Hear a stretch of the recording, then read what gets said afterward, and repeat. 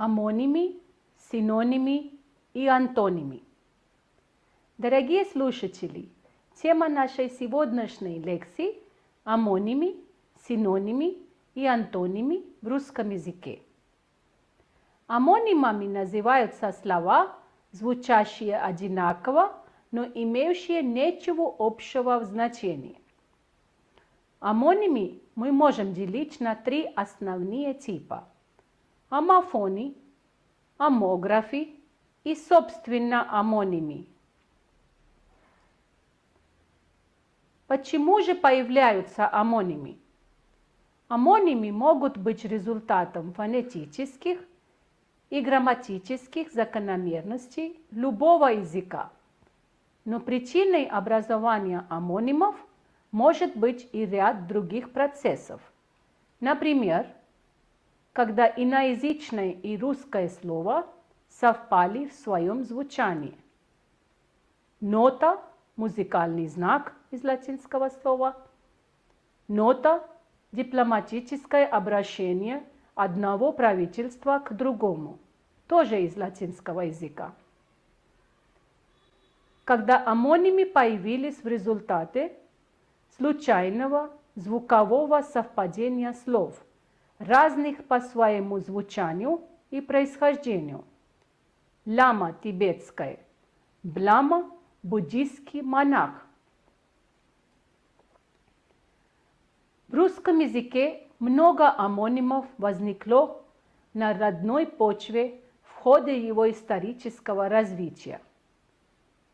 Пол комнаты, пол мужской или женский. Некогда, нет времени, некогда, когда-то. Путем словосложения и аббревиаций.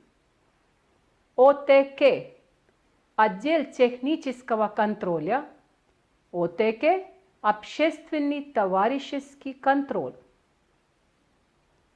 В результате словообразовательных процессов перечитать, читать заново, перечитать, читать все книги. Синонимы – это слова, которые звучат по-разному, но одинаковые или очень близки по своему значению. Например, земля – мир, приятель – друг. Синонимы принято делить на понятийные и стилистические. Под понятийными мы понимаем слова, очень близкие, но не совсем тождественные по значению. Красный, багровый. Тогда как стилистические синонимы называют слова, имеющие различную стилистическую окраску. Например, спать, дрыхнуть. Антонимы – это слова с противоположным значением. Они выражают в языке различные признаки, явления природы, количественные понятия, понятия времени и так далее. В пример можно привести несколько: быстро, медленно, мало, много, вчера, сегодня. Давайте посмотрим, какие основные моменты нашей сегодняшней лекции. Амонимы, омофоны, омографы, типы синонимов и антонимы. Амонимы. От греческого слова homos значит одинаковый, и онима значит имя. Это слова одинаковые по звучанию, но не связанные по значению. Например, коса – отделенные вместе пряди волосы. Коса – изогнутый нож. Коса – отмель, узкая полоса земли, идущая от берега. Таким образом, при амонимии перед нами два разных слова, а при полисемии многозначности одно слово, обладающие разными значениями. Типы амонимов. Амоними принято делить на 3 типа. Омофоны, омографы и, собственно, амоними. Омофоны. Омофоны образуются в результате фонетических законов. Эти слова одинаковы по своему звучанию, но они имеют разные значения. Они пишутся тоже по-разному. Омофоны в лингвистической науке часто называются фонетическими амонимами. В качестве примеров омофонов можно привести такие слова, как кот – кот, бачок – бачок, компания – компания, костный – костный, вести – вести, мог – мог, либо слова с разными грамматическими значениями. Например, тушь – тушь, лиса – лиса, старожил – старожил, братца – братца, острова – острова, долго – долго. Омоформы. В отличие от амонимов, омоформами называются слова, которые появляются в результате грамматических законов русского языка. Эти слова звучат и пишутся одинаково, только в некоторых грамматических формах, но они имеют разные значения. Иногда их называют грамматическими амонимами. Например, семью – существительное винительного падежа от слова «семья». Семью – числительное творительного падежа от слова «семь». Берегу – существительное дательного падежа от слова «берег». Берегу – глагольная спрягаемая форма от слова «беречь». Омофоны от греческого «homos» значит одинаковый. Графо – пишу. Эти слова разные по значению, но пишутся одинаково. Подавляющее количество омографов связано с разным местом ударения. Это слова как с одним грамматическим значением – атлас – атлас, замок – замок, мука – мука, так и с разными грамматическими значениями. Ноги – ноги, выходите – выходите, в форме одного слова. Дорога – дорога, берегу – берегу, в форме разных слов. Разница между омографами и амонимами. Мы обязательно должны отличать омографы от амонимов, так как амонимы – это слова одинаково звучащие, тогда как омографы не звучат одинаково. Должен стоять – стою за всех расплачусь. Пример омографов. Дай мне о горе спеть, о моей горе. Омографы. Собственно, амонимы. В эту группу амонимов попадают слова, звучащие и пишущиеся одинаково во всех своих формах, но всегда обладающие разными значениями.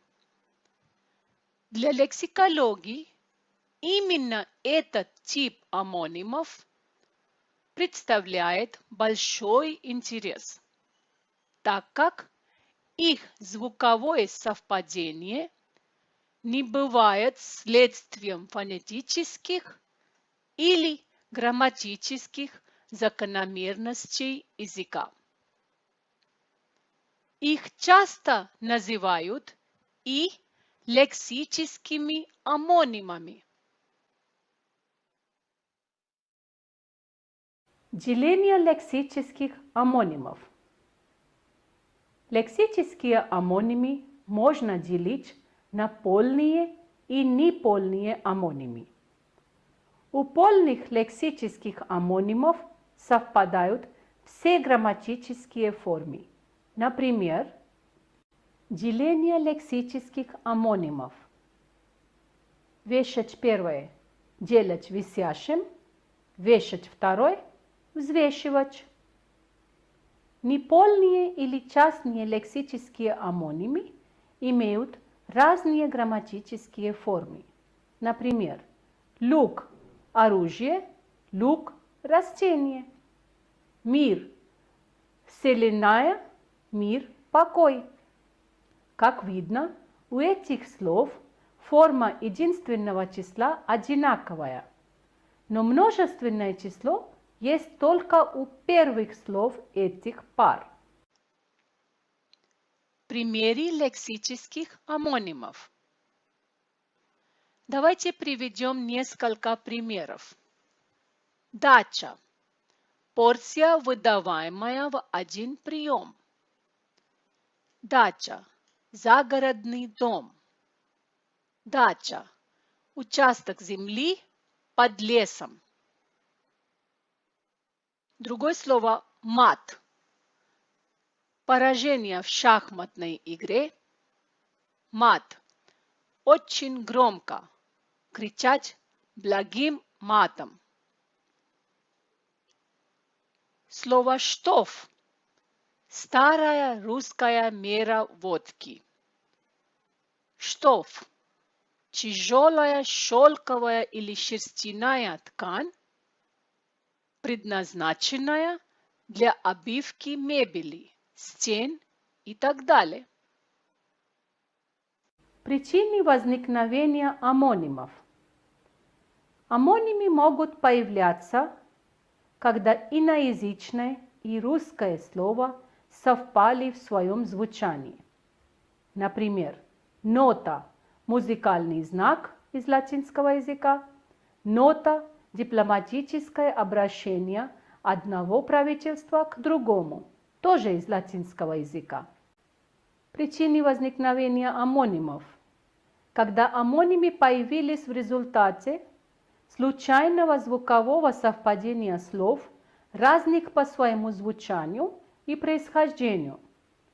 Лама – тибетское, блама – буддийский монах, трап – голландское, трэп – лестница на судах, трап – английское, трэп – отверстие в полу для стока воды. Появление амонимов на родной почве в ходе его исторического развития. Пол комнаты, пол мужской или женский. Некогда – нет времени, некогда – когда-то. Худой – тощий, неупитанный, худой – плохой. Путем словосложения и аббревиаций тоже появляются амонимы. Газоход – ход для газа. Газоход – машина на газовом двигателе. КП – контрольный пункт, КП – командный пункт.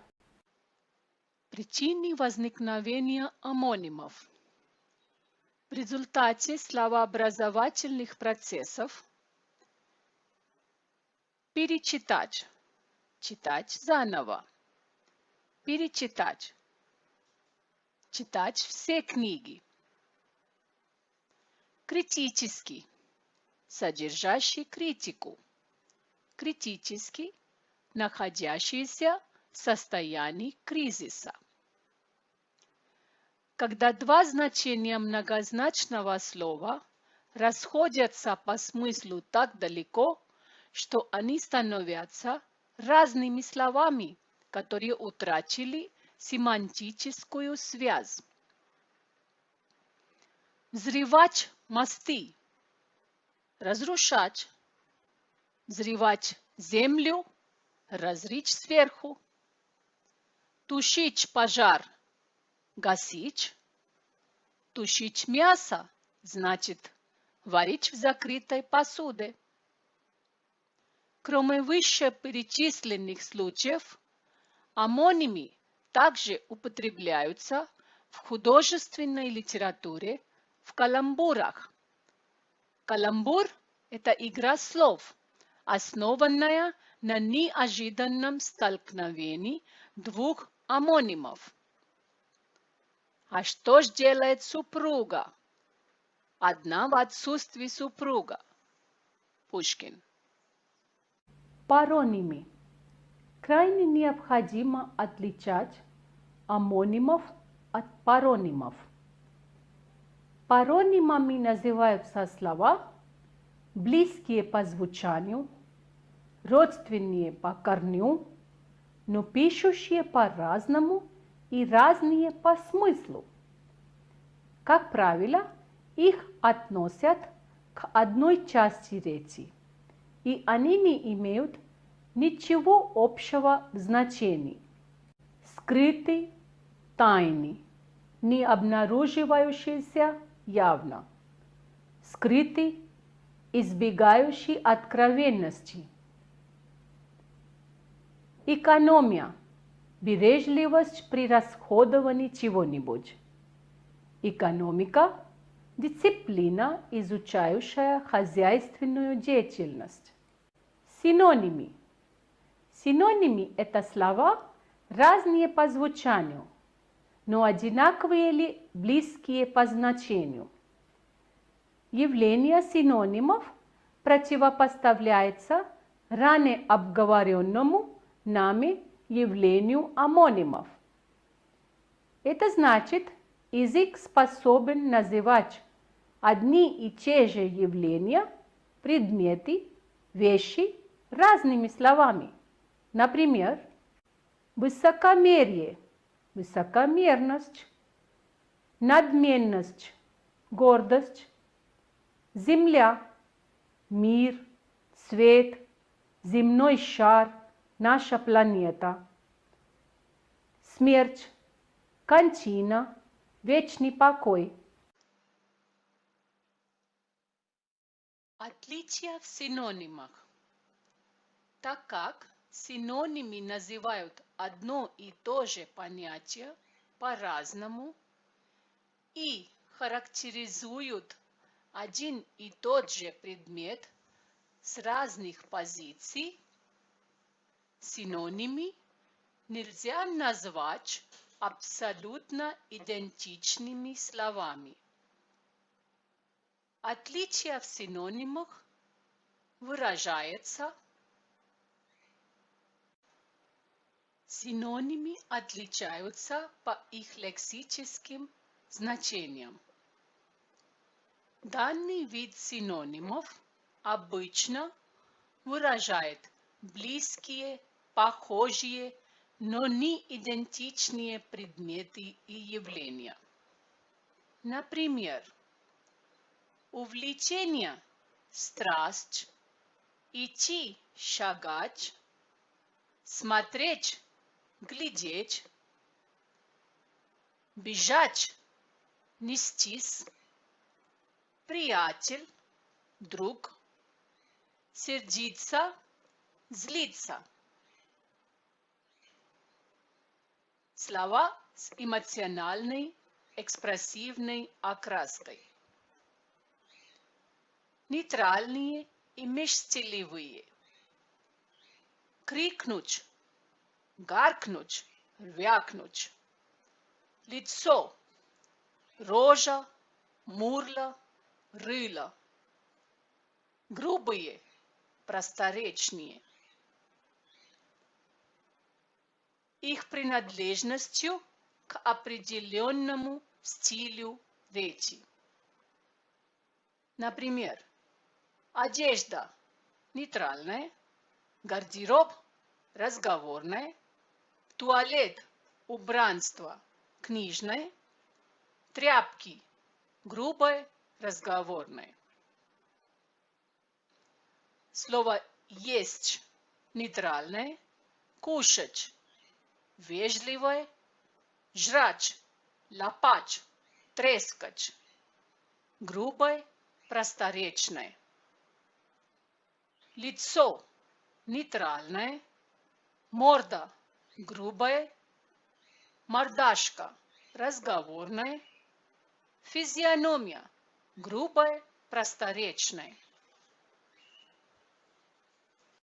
Синонимы отличаются по их лексическим значениям, степенью современности. Сюда входят слова-синонимы различных исторических периодов существования языка. Например, современное слово «вратарь», устаревший вариант «голкипер», девушка, барышня. Вкупе, вместе. Также синонимы отличаются сферой употребления. Варежки, дянки, диалектное, воспаление легких, пневмония, медицинское, рак крови, лейкемия, медицинское, кухня, камбуз, морской. Также синонимы отличаются степенью сложности. Здесь в качестве синонима выступает не одно слово, а целое словосочетание, так как многие фразеологические сочетания синонимичны одному слову. Например, черное золото – нефть, протянуть ноги – умереть, как снег на голову – внезапно.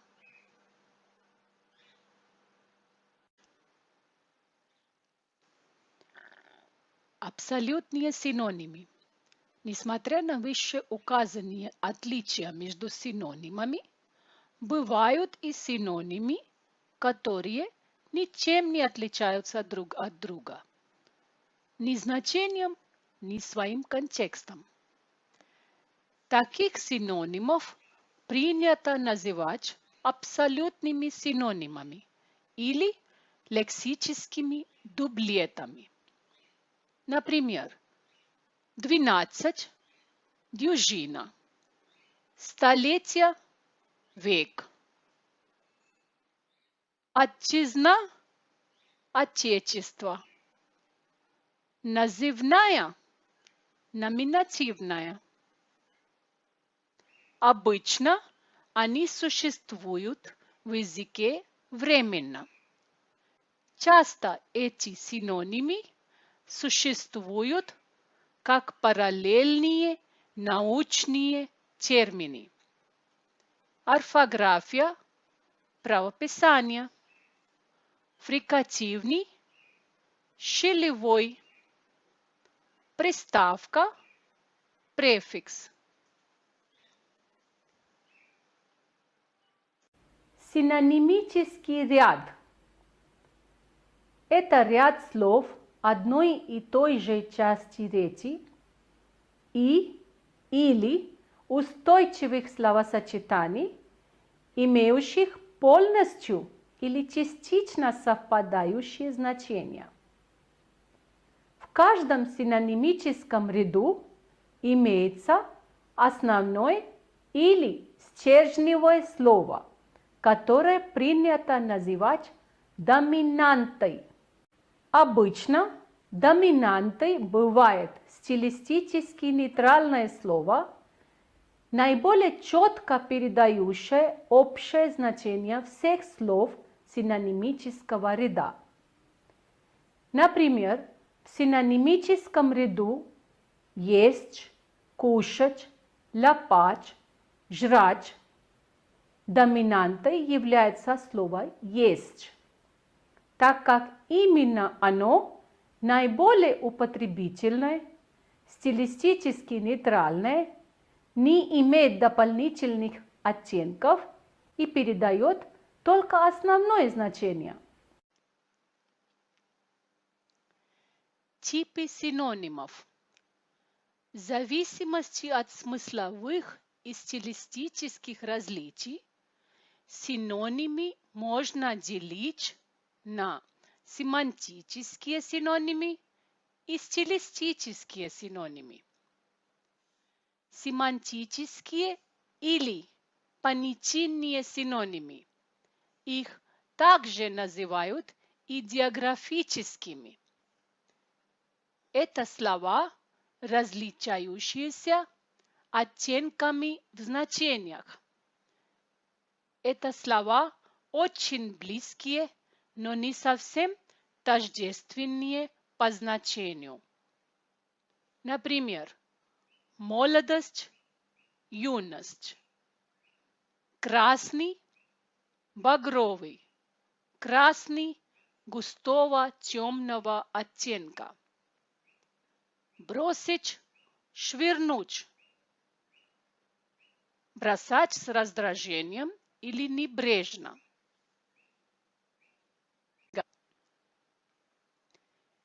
Стилистические синонимы – это слова, называющие одинаковые значения, но различную стилистическую окраску. То есть они относятся к разным стилям. Среди стилистических синонимов выделяются аплодировать – общеупотребительное, рукоплескать – книжное, хлопать – разговорное, аэроплан – устаревшее, самолет – новое, Витя – устаревшее, а оратор – новое. Заголовок шапка – газетное, профессиональное. Эвфемизмы – это слова или выражения, заменяющие неудобные для данной обстановки или грубые, непристойные слова. Например, дурак – неумный, уборная – туалет, сумасшедший – душевно больной.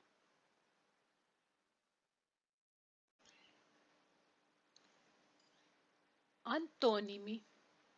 Антонимами являются слова, звучащие по-разному и выражающие противоположные, но соотносительные друг с другом понятия. Например, слева – справа, старый – молодой, бездарный – талантливый, утро – вечер, победа – поражение, труд – безделье, восход – закат. Важно отметить, что не все слова в языке имеют антонимы. Такие конкретные существительные, как стол, стул, бумага, тарелка, чай, не имеют антонимов. Большинство числительных и местоимений тоже не имеют антонимов. Также нет антонимов у имен собственных. Только слова, обозначающие явления, имеющие качественное, количественное, временное или пространственное значение могут иметь антонимы. Многозначные антонимы. Бывают и случаи, когда у одного и того же слова может быть обязательно, если слово является многозначным, несколько антонимов. Например, слову «твердый» можно предложить несколько антонимов. Твердый, как камень, мягкий, как воск. Твердое, жидкое состояние тела. Неуверенный, твердым шагом. Разнокорневые и однокорневые антонимы. В однокорневых антонимах их противоположные значения объясняются не одинаковыми корнями, а присоединением префиксов, присоединяющихся к ним. Например, подземный, надземный, народный, антинародный, вливать, выливать, прибавить, отбавить. В отличие от однокорневых, в разнокорневых антонимах их противоположные значения являются продолжением этих же слов в целом. Например, жизнь – смерть, свет – мрак, день – ночь, жар – холод. Стилистические приемы у антонимов. Антонимы также лежат в основе таких стилистических приемов, как антитеза, ирония и оксюморон. Антитеза – это стилистический оборот, в котором противопоставляются резко контрастные понятия, например, учение – свет, а неучение – тьма. Кто был ничем, тот станет всем. Ирония. Здесь слово употребляется в противоположном его значении с целью тонкой скрытой насмешки. Отколя умная, бредешь ты голова. Однако талантливые наши академики до сих пор никак не могут наладить систему образования. Здесь слова «умный» и «талантливый» в противоположном значении. Оксюморон – это яркий стилистический прием, когда сочетаются слова, выражающие логически несовместимые противоположные понятия. Например, разговаривать молча, честный вор, правдивая ложь, сладкая боль. Итак, дорогие друзья, сегодня мы поговорили о синонимах, антонимах и также об омонимах. Нам понятно, что омонимия – явление очень распространенное, и она охватывает все стороны языка – лексику, словообразование и грамматику. Антонимы – яркое средство для создания оксюморонов, для более наглядного противопоставления и сопоставления контрастных явлений, тогда как синонимия в языке – явление всегда глубоко национальное и создается различными путями. Говоря об основных типах синонимов, мы также рассматривали причины их возникновения. Синонимы появляются в результате образования новых слов, например, отчизна, отечество, восстановить, воссоздать. В результате заимствования спасибо, мерси французское. Языкознание, лингвистика латинское. Проникновение диалектизмов, профессионализмов, жаргонизмов в литературный язык тоже является причиной возникновения синонимов. Например, свободный час – окно, изба – хата, приступ сердца – инфаркт,